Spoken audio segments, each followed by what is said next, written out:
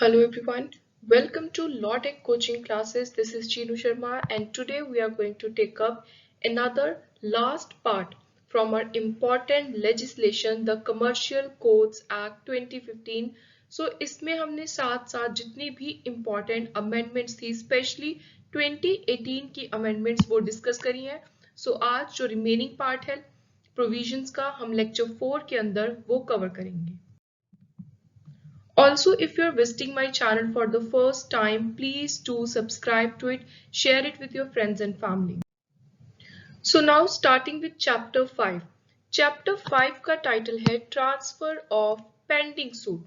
So हमने appeal देखा, जो मेन स्ट्रक्चर्स है, किस तरह के केसेस आएंगे, स्पेसिफाइड वैल्यू का क्या कंसेप्ट है, सो वो सब चीजें हमने पहले 3 पार्ट्स में कवर की हैं. आज हम स्टार्ट कर रहे हैं चैप्टर 5 सेक्शन 15 से. सो इसकी हेडिंग है ट्रांसफर ऑफ पेंडिंग सूट. सो अब हम इनको प्रोविजन बाय प्रोविजन हम देखेंगे सो दैट हमें एक अच्छे से क्लैरिटी हो जाए कि जो कोई भी सूट या एप्लीकेशन किसी एक पर्टिकुलर हाई कोर्ट में पेंडिंग है जहां पर कमर्शियल डिवीजन कॉन्स्टिट्यूट की हुई है ऑलरेडी, सो कितनी स्पेसिफिक वैल्यू का या फिर कौन सी नेचर का सूट है जो कमर्शियल डिवीजन या फिर कमर्शियल कोर्ट में हम ट्रांसफर करवाएंगे. सो कौन कौन से सूट्स हैं, कौन कौन सी एप्लीकेशंस है और वो कहां कहां पर ट्रांसफर होकर जाएंगी, वो सब आज हम इस लेक्चर में देखेंगे. So now let's give a reading. Section 15 all suits and application. जितने भी सूट या एप्लीकेशन है और इस एप्लीकेशन में जो आर्बिट्रेशन की एप्लीकेशंस है वो भी इंक्लूड की गई हैं और ये प्रीलिम्स का बहुत ही इंपॉर्टेंट क्वेश्चन बनता है. वहां पर आपको डायरेक्टली पूछा जा सकता है कि सेक्शन 15 का जो सबसेक्शन 1 है, क्या उसमें आर्बिट्रेशन कंसीलिएशन एक्ट के अंतर्गत जो भी एप्लीकेशंस लगाई हैं उनको भी ट्रांसफर किया जा सकता है. So the answer would be yes. So all suits and applications including application under Arbitration and Conciliation Act 1996, कौन से सूट कौन सी एप्लीकेशन जो किसी कमर्शियल डिस्प्यूट से रिलेटेड है, उनकी एक स्पेसिफाइड वैल्यू है और वो हाई कोर्ट में पेंडिंग है. कौन सी हाई कोर्ट? वो हाई कोर्ट जिसमें कमर्शियल डिवीजन कॉन्स्टिट्यूट की गई है. तो वहां पर अगर हाई कोर्ट में कोई कमर्शियल इशू का केस, कोई सूट एप्लीकेशन पेंडिंग है तो उसको कमर्शियल डिवीजन में ट्रांसफर किया जाएगा. Very simple. Moving further, subsection 2 जितने भी suits application including arbitration relating to commercial dispute of specified value. अब ऊपर था वो सूट एप्लीकेशन जो किसी हाई कोर्ट में पेंडिंग है. सो जो हाई कोर्ट में पेंडिंग है वो जा रही है कमर्शियल डिवीजन में. अब नेक्स्ट सबसेक्शन में बोला है वो सूट एप्लीकेशन जो एक सिविल कोर्ट में पेंडिंग है किसी भी डिस्ट्रिक्ट की और area in respect of which a commercial court has been constituted. So यहाँ पर commercial division नहीं है, commercial court है या फिर कोई भी district में civil court है. अगर वहां पर कोई commercial dispute pending है तो वो जाएगा commercial court के पास. So ये दो simple C provision I hope आपको समझ आ गई होगी. अब इसका एक proviso भी है, उसमें इन्होंने बोल दिया है, एक तरह से एक एक्सेप्शन दी गई है कि 15 सबसेक्शन 2 अगर कोई भी सूट या एप्लीकेशन जहां पर कोर्ट ने कोई भी कमर्शियल डिवीजन या कमर्शियल कोर्ट की कॉन्स्टिट्यूशन से पहले फाइनल जजमेंट को रिजर्व करके रखा है, अभी उसको पब्लिक नहीं किया, उसकी जजमेंट को रीड आउट नहीं किया, उसको रिजर्व करके रखा हुआ है. सो जहां पर किसी भी सूट एप्लीकेशन की फाइनल जजमेंट को कोर्ट ने रिजर्व किया हुआ है और वो रिजर्वेशन हुई है कमर्शियल डिवीजन कोर्ट की इस्टेब्लिशमेंट से पहले, shall be transferred either under subsection 1 और सबसेक्शन 2. तो वहां पर कोई कंपल्शन नहीं है कि कहां पर केस जाएगा. सो दोनों में से कहीं भी केस जा सकता है. सो this is an important proviso. Next is subsection 3 where any suit or application including an application under Arbitration and Conciliation Act relating to commercial dispute of specified value shall stand transfer। सो ये एक तरह से वैसे ही simple procedure बोल दिया है इन्होंने इस प्रोविजन के अंदर, इस सबसेक्शन के अंदर। सो वो ट्रांसफर हो जाएंगी, ये हम ऑलरेडी पढ़ चुके हैं पहली दो प्रोविजंस के अंदर, सबसेक्शन 1 एंड 2 में। सो या तो कमर्शियल डिवीजन या फिर कमर्शियल कोड, और इस एक्ट के कमर्शियल कोड्स एक्ट 2015 की प्रोविजंस अप्लाई होगी। जो प्रोसीजर है पहले कंप्लीट नहीं हुआ था, अब ट्रांसफर के अंदर वो प्रोसीजर्स को भी कंप्लीट किया जाएगा। नेक्स्ट इज कमर्शियल डिवीजन और commercial court as the case में भी, जहां पर भी सूट या एप्लीकेशन ट्रांसफर हुई है, may hold case management hearing in respect of such transfer suit application in order to prescribe new timelines. So जब भी कोई केस ट्रांसफर होके जाता है, तो जिसके पास भी ट्रांसफर होके केस गया है, चाहे कमर्शियल डिवीजन है, कमर्शियल कोर्ट है, तो अगर वो चाहे तो नई टाइमलाइंस प्रिस्क्राइब कर सकते हैं। जो भी उनको केस की स्पीडी डिस्पोजल के लिए सही लगेगा, वो सारी डायरेक्शंस इशू की जा सकती हैं, और इनमें फॉलो किया जाएगा ऑर्डर 15A CPC का। सो ये आपको इंपॉर्टेंट याद रखना है कि कौन सा ऑर्डर इसके साथ चल रहा है। ऑर्डर 15A डील करता है striking off defence in a suit by a lessor. So जहां पर लेसर लेसी का केस आता है, तो वहां पर जब डिफेंस को स्ट्राइक आउट करना होता है, तो वो जो एक इंपॉर्टेंट प्रोसीजर है सीपीसी का ऑर्डर 15A के अंतर्गत, सो उसके साथ मिलकर चलेगी कमर्शियल डिवीजन, कमर्शियल कोड। सो अब हम एक बार इसको पढ़ लेते हैं। The commercial division or commercial court, as the case may be, may hold case management hearing in respect of such transferred suit application in order to prescribe new timelines or issue such further direction as may be necessary। किस चीज के लिए? Object क्या है? Object is very important to understand, speedy and efficacious disposal. सही आपने decision देना है, स्पीडी डिस्पोजल करना है। क्योंकि यहाँ पर स्पीडी डिस्पोजल का इशू क्यों आया है? क्योंकि ऑलरेडी ये पेंडिंग सूट्स की बात हो रही है।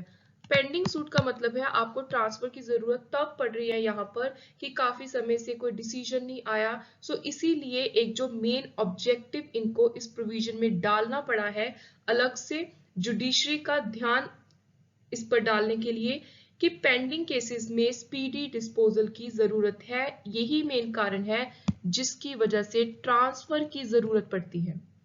So speedy and efficacious disposal of such suit application in accordance with कौन सा ऑर्डर? 15A ऑफ CPC 1908। नेक्स्ट इज, जहां कहीं भी अब जो नेक्स्ट सेक्शन है सबसेक्शन 5, वो बोल रहा है कि कोई भी सूट या एप्लीकेशन अगर सबसेक्शन 1, 2, 3 इन किसी के भी अकॉर्डिंग ट्रांसफर नहीं हुई, तो जो कमर्शियल एपीलेट डिवीजन है हाई कोर्ट की, अगर वो चाहे, अगर उसको कोई भी पार्टी एप्लीकेशन डाले कि उन्होंने कोई सूट विड्रॉ करना है, जो भी वहां पर पेंडिंग है या ट्रांसफर करना है, तो उसके लिए भी अलाउ कर सकती है court. So the transfer the same for trial और disposal to commercial division, commercial court. So ये बात आ रही है जहां पर डायरेक्टली पार्टीज एप्लीकेशन लिखती हैं कि हम अपने केस को यहां से विड्रॉ करके इस कमर्शियल कोर्ट, इस कमर्शियल डिवीजन में ट्रांसफर करवाना चाहती हैं, जिसके पास टेरिटोरियल जुरिस्डिक्शन है। सो दिस इज इंपॉर्टेंट कंडीशन कि जहां पर भी वो पार्टी अपना केस ट्रांसफर करवाना चाहती है, प्रोवाइडेड उस कमर्शियल डिवीजन कोर्ट के पास जुरिस्डिक्शन हो। कौन सी jurisdiction? Territorial. So this is again very important for preliminary examination. Over such suit and such order of transfer shall be final and binding.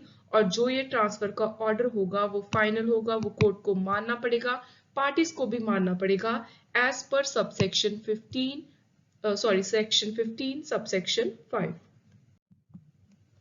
सो ये था हमारा चैप्टर 5, जिसमें हमने पढ़ा कि कहाँ से कोर्ट, जैसे हाई कोर्ट में पेंडिंग है, सिविल कोर्ट में पेंडिंग है, और उसके बाद प्रोसीजर क्या रहेगा अगर कोई सबसेक्शन 1, 2, 3 के रूल्स नहीं भी फॉलो करते, तो भी एक पार्टीज के पास ऑप्शन दी गई है सबसेक्शन 5 के अंदर। Now moving further, chapter 6, amendments to the provisions of the Code of Civil Procedure 1908 जो इस एक्ट का एक शेड्यूल है उसके साथ पढ़ना है। उसमें पूरी डिटेल दी गई है कि ये एक्ट आने के बाद, कमर्शियल कोड्स एक्ट 2015 आने के बाद कोड ऑफ सिविल प्रोसीजर में कहां पर अमेंडमेंट की जा रही है, कौन कौन सी प्रोविजन में बदलाव आ रहा है। इसके लिए सेक्शन 16 है amendments to the code of civil procedure 1908 in its application to commercial dispute. आपको एग्जाम में डायरेक्टली सेक्शन भी पूछा जा सकता है, ये सेक्शन भी बहुत ज्यादा इंपॉर्टेंट है। The Act provides for a schedule which amends certain provision of CPC. Very simple. The provision of CPC shall, in their application to any suit in respect of commercial dispute of specified value, stand amended.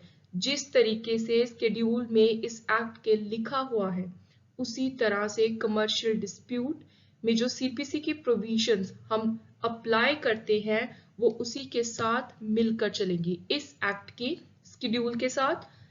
सिर्फ कहां पर, जहां पर कोई suit commercial dispute की nature का है। Second is subsection 2 section 16 का commercial division and commercial code CPC की अमेंडेड प्रोविजंस को फॉलो करेंगी। जो इस एक्ट ने अमेंड कर दी प्रोविजन उनको फॉलो करेगी जब भी कोई सूट आ रहा है, जब भी ट्रायल हो रहा है इन respect of commercial dispute of a specified value. Subsection 3 where any provision of any rule of the jurisdictional high court or any amendment to CPC by state government is in conflict with the provision of CPC as amended by this act, provisions of CPC shall prevail. very important, exam में इस provision के ऊपर question definitely पूछा जा सकता है कि जहां पर भी कोई स्टेट गवर्नमेंट कोई प्रोविजन ऐसी बना देती है, कोई रूल ऐसा निकाल देती है और सेम उसी इशू के ऊपर, उसी सब्जेक्ट के ऊपर सीपीसी में जो ये एक्ट ने अमेंडमेंट की है सेम प्रोविजन ऑलरेडी अवेलेबल है। जहां पर स्टेट गवर्नमेंट का रूल है एक तरफ, सीपीसी का इस एक्ट के अंदर अमेंडेड रूल है, कौन प्रिवेल करेगा, किसके अकॉर्डिंग कोर्ट्स ट्रायल चलाएंगे, किसके अकॉर्डिंग डिसीजन आएगा, वो आएगा सीपीसी के अमेंडमेंट रूल्स के according. CPC as amended by this act shall prevail और ये मैंडेटरी प्रोविजन है, इसमें स्टेट गवर्नमेंट्स इंटरफेयर नहीं कर सकती। सेक्शन 16 एक बात क्लियरली बता रहा है कि जो ये एक्ट है इसका ओवरराइडिंग इफेक्ट है सीपीसी की प्रोविजंस के ऊपर। जो इस एक्ट ने अमेंडमेंट कर दी वो सीपीसी को उसी तरह से लागू करनी पड़ेगी and its amendment. This is highlighted statement is very important to understand. एक लैंडमार्क केस आया था 2019 का Axis Bank limited versus Meera Gahnani. इसमें बॉम्बे हाई कोर्ट ने एक इंपॉर्टेंट डिसीजन दिया था कि जितनी भी अमेंडमेंट सीपीसी में इंट्रोड्यूस की गई हैं कमर्शियल कोड्स एक्ट के द्वारा, ये सिर्फ और सिर्फ commercial dispute of a specified value के ऊपर एप्लीकेबल है। This is very important line. जो भी कमर्शियल डिस्प्यूट इस एक्ट में जो स्पेसिफाइड वैल्यू मेंशन की गई है उसके अकॉर्डिंग नहीं होते, जो कमर्शियल डिस्प्यूट की वैल्यूज उनसे कम रह जाती है या ज्यादा रह जाती है जितनी वैल्यू इस एक्ट में है, तो उनके ऊपर जो भी ये अमेंडमेंट्स है इनका ओवरराइडिंग इफेक्ट नहीं होगा। The very important thing that we all must understand simply कि जो भी इंट्रोड्यूस की गई है अमेंडमेंट्स, जो भी चेंजेस की गई हैं सीपीसी में इस एक्ट के द्वारा, वो सिर्फ और सिर्फ अगर वो कमर्शियल डिस्प्यूट स्पेसिफाइड वैल्यू का है इस एक्ट के अकॉर्डिंग तभी अप्लाई होगा। ये नहीं कि हर कमर्शियल डिस्प्यूट के ऊपर एप्लीकेबल हो गई वो amendments. Not commercial dispute of specified value such as the present case. इस केस में भी जो स्पेसिफाइड वैल्यू थी वो कमर्शियल डिस्प्यूट की, वो इस कमर्शियल कोड्स एक्ट के अकॉर्डिंग नहीं थी। वहां पर भी जो ये ओवरराइडिंग इफेक्ट था उसको कैंसिल आउट कर दिया गया था। सो ये भी आपको केस एग्जाम में बहुत ही ज्यादा हेल्प करेगा to understand this concept more deeply and simply. So now last में section 7 है miscellaneous provision है. These are not that much important from examination point of view. So exam के लिए आपको major focus रखना है section 1 to 16 structure क्या है, कितने total section है, कौन कौन सी amendment है. Amendment में 2018 की amendment में नया chapter नया section कौन सा insert किया है. So ये main provisions आपको exam के लिए तैयार करनी है.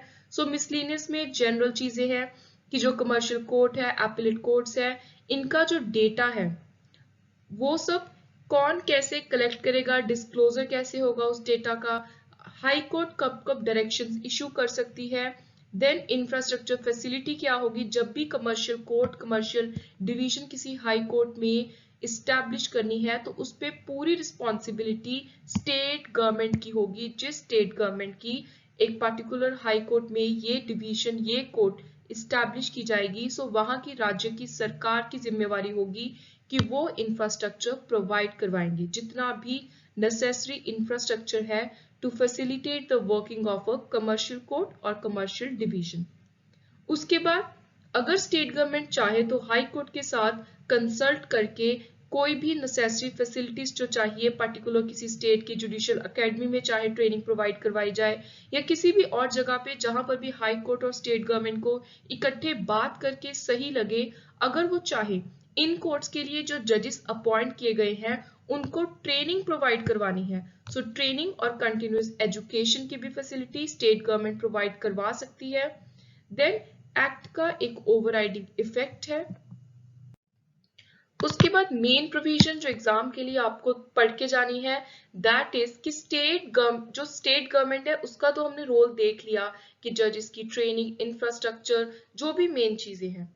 यहाँ पर सेंट्रल गवर्नमेंट का भी रोल है, पावर है सेंट्रल गवर्नमेंट के पास कि वो जब भी चाहे रूल्स बना सकती है। So rules manner procedure of pre institution mediation के लिए या फिर कोई भी और रूल्स जो सेंट्रल गवर्नमेंट को लगे टाइम टू टाइम कि इफेक्टिव इस सारे सेटअप को कमर्शियल को डिस्प्यूट की जितना भी सेटअप है अलग अलग कोर्ट्स में उस सेटअप को स्मूथली चलाने के लिए जो भी रूल्स सेंट्रल गवर्नमेंट चाहे time to time official notification के जरिए निकाल सकती है। Then is part to remove difficulties, so इसमें भी मेजर रोल सेंट्रल गवर्नमेंट का ही है। कोई भी इनकंसिस्टेंट प्रोविजन है, कुछ भी है, कोई भी और प्रॉब्लम आ रही है तो एक ऑर्डर पास करके ऑफिशियल गैजेट में सेंट्रल गवर्नमेंट उस डिफिकल्टी को हटा सकती है। जो भी ऑर्डर होगा उसको हाउस ऑफ पार्लियामेंट, चाहे पीछे रूल्स की बात हो रही थी चाहे यहाँ पर सेक्शन 22 में बात हो रही है, हर रूल को हर ऑर्डर को पार्लियामेंट के जो भी हाउसेज हैं 2 हाउसेज हैं उनके आगे ले डाउन किया जाएगा।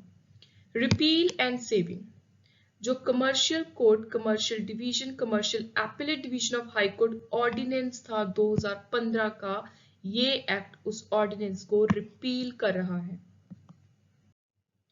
नेक्स्ट लास्ट में जैसे हर लेक्चर के बाद मैं आपको कुछ लिस्ट देती हूँ केसेस की, specially these cases are focusing on the judgments given by Delhi high court from time to time. So जैसे ट्रांसफर ऑफ अपील का ये इंपॉर्टेंट केस है। ट्रांसफर ऑफ पेंडिंग केसेस में सबसे ज्यादा आपको फोकस देना है 2 केसेस के ऊपर, सोनी दावे और Guinness world record, this is very important judgment. Then other high courts like Dr. Dilip Chaudhary case, Ujjwal Raje, Hubtown Limited. This is very important case. So that was all for our important 4-part series on legislation, Commercial Courts Act 2015 with 2018 amendments. So this was all about our today's lecture. I hope you understood all provisions well. If you have any query, any suggestion, you can comment down or you can send email on lawdeckcoaching@gmail.com. Or if you wish to avail any free PDFs of particular legislations or you want to avail any previous year examinations of any state judiciary, you can send me email or comment below. Also, please do subscribe to my channel, share it with your friends and family, comment below, like my videos. Thank you and good luck.